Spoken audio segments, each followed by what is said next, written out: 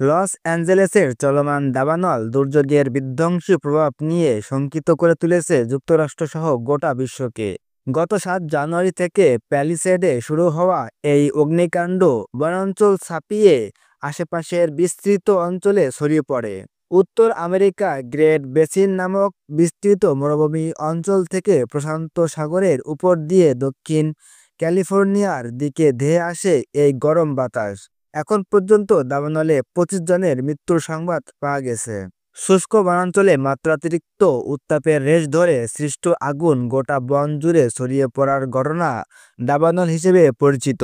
বনের ভেতর ঘন ঝোপঝাড় এবং পরস্পর সংস্পর্শে থাকা গাছপালা স্বতঃস্ফূর্ত দহনের জন্য অনুকূল পরিবেশ তৈরি করে। এমত অবস্থায় ছোট একটি অগ্নিস্ফুলিঙ্গই যথেষ্ট পুরো বনভূমিকে অঙ্গারে পরিণত করার জন্য। অধিকাংশ ক্ষেত্রে স্ফুলিঙ্গের সাধারণ প্রাকৃতিক কারণ থাকে বজ্রপাত। মানবসৃষ্ট কারণগুলোর মধ্যে রয়েছে ক্যাম্পফায়ার, সিগারেটের উচ্ছিষ্ট বা বৈদ্যুতিক যন্ত্রপাতি।